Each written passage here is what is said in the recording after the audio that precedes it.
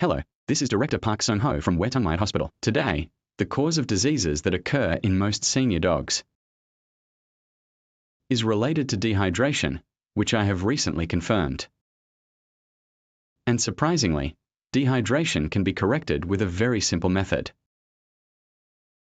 I will introduce the dehydration that occurs in senior dogs and how to prevent it. Of course, if I may say, mixing steamed pumpkin water with salt and sugar creates a good electrolyte solution that can prevent dehydration. When dehydration progresses, a lot of water actually leaves the body. In fact, the course of dehydration can be seen as determined by how much water the body can or cannot retain. When wrinkles form, as in humans where the skin becomes loose and dry, these are also symptoms of dehydration. Usually, when our companion dogs reach about 7 years old, there are common symptoms that appear in these dogs.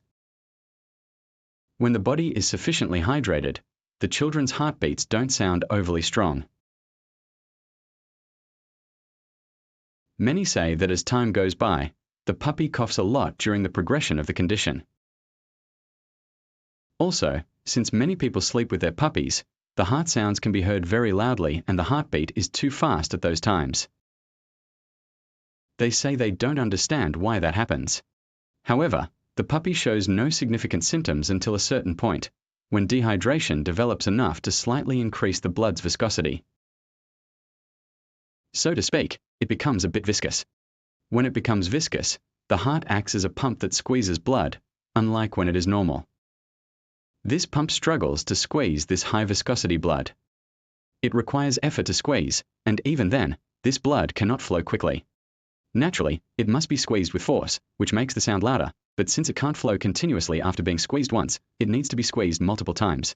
Then the heart rate increases, and the contractility of the heart becomes very strong.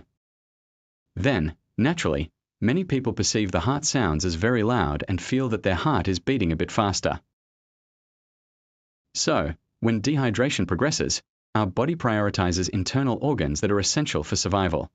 Blood is supplied first to these organs, whether the liver, stomach, spleen, or pancreas.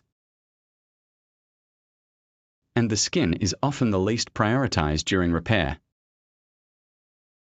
So usually, the initial symptoms of dehydration appear as dry skin.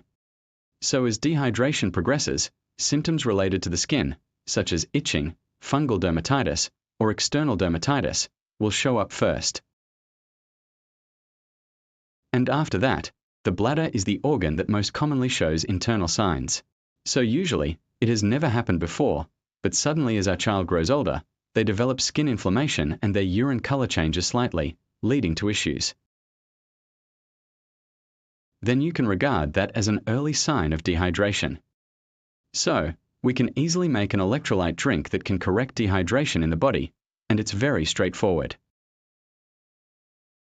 You should add about 1 gram of salt to 500 milliliters of water boiled with sweet potatoes or pumpkin. Next, you can prepare a natural electrolyte drink by adding about 2 grams of sugar in this ratio. When regular water is consumed, due to osmotic pressure, the water cannot remain in the body, and if you just drink plain water, the water immediately causes a drop in osmotic pressure in the blood within the body, so the kidneys must forcibly expel the water to maintain balance. If you adjust and add the electrolyte, water is absorbed well within the body. Typically, moisture is supplied with this electrolyte water along with sugar. In cases of severe dehydration, there have been instances where this moisture struggles to reach the sugar. Typically, during the period of experience, if these issues arose, electrolyte fluid was actually administered. It cannot penetrate into the sulfur. And even if we now enter the sulfur shape within the sulfur, if there are abnormalities in the sulfur wall or sulfur more, the area that keeps absorbing this moisture cannot maintain it. Thus, we lose these abilities. Therefore, even if we provide electrolyte moisture, it will be hard to retain moisture when these two abilities are lacking. The method we are implementing at our hospital is called the sulfur revival hydration technique. We are using a method to correct dehydration. This method uses an integrated therapy that encompasses the two abilities mentioned earlier.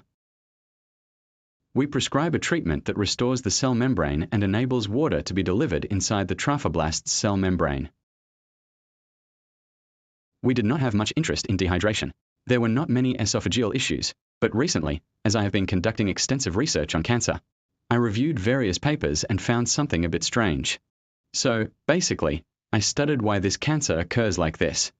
After researching for a long time, I realized that this has undergone some aging and has issues.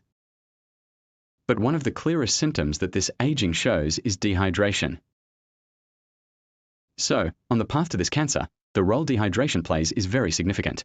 However, this dehydration leads not only to cancer, but this dehydration was the main cause of developing various inflammatory diseases. When we asked why our child, who had been fine until now, ended up like this, before, I didn't really have anything to say. But now, rather than the child showing any significant symptoms or changes, I recently discovered that this is closely related to dehydration. In other words, as dehydration progresses, it eventually leads to cancer after aging. It doesn't always result in cancer, but this fundamental change called dehydration significantly raises the possibility of developing cancer. At our hospital, we are currently treating tumors using ablation methods without surgery. We treat and remove breast tumors and skin tumors. Through this targeted cancer therapy, we provide chemotherapy for refractory tumors without using cytotoxic anti-cancer drugs. Therefore, for various cancers that are very difficult to treat, we are currently experiencing fair treatment outcomes. And finally, these two methods mentioned earlier regarding these matters, as we researched in which situations they can be carried out very effectively. Dehydration in the body must be corrected, but this must be done without side effects and very gently on the body. We have developed methods and techniques that can be applied without resistance. If you have been diagnosed with an intractable tumor and are wondering how to care for this animal, and are concerned about how to help them live longer without pain, please contact Leo Animal Hospital. Thank you.